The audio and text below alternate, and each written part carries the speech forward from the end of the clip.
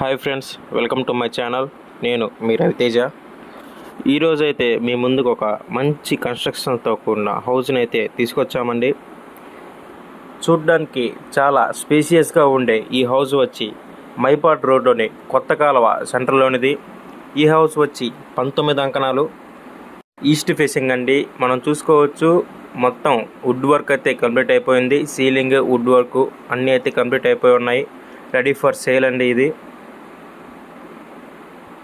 Builder అయితే మనకి 100% వాచ్తో అయితే దీన్ని కట్టడం జరిగింది.